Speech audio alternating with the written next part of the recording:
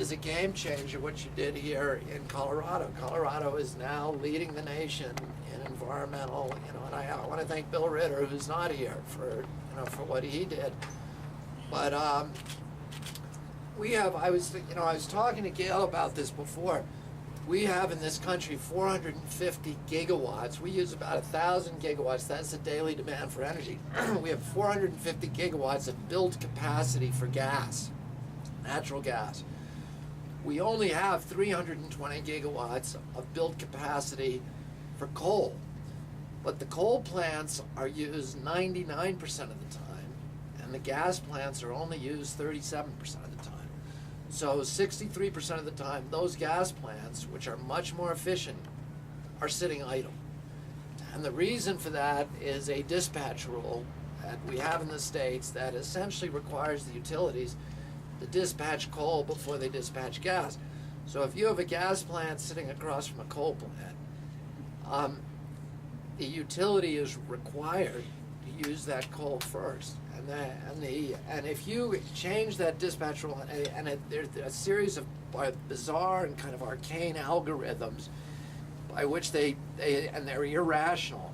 They're priced irrationally, by which they figure out, by which they justify the dispatch of coal, because the coal is not cheaper than gas. And if you add in the externalities that coal imposes on our country, in August of this year, the National Academy of Sciences released a report that said that every freshwater fish in America now is contaminated with mercury. It's coming from coal-burning power plants. We're living in a science fiction nightmare in our country where my children, the children of most America, of every American virtually, now no longer engaged in the seminal primal activity of American youth, which is to go fishing with their father, mother, in the local fishing hole and come home and safely eat the fish. CDC says 1 out of every 6 American women now has so much mercury in her womb that her children are at risk for a grim inventory of diseases: autism, blindness, mental retardation, heart, liver, and kidney disease.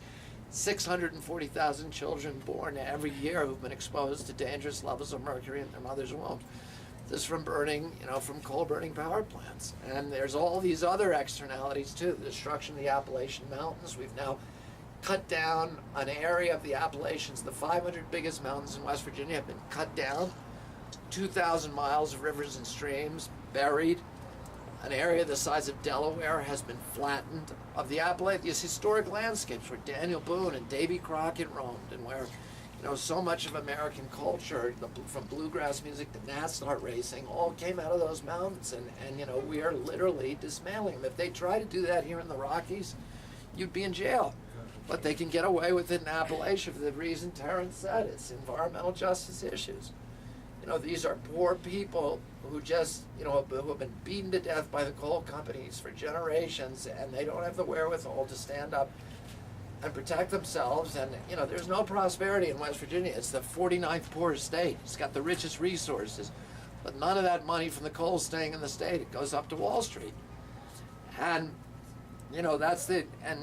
Terrence was right. We got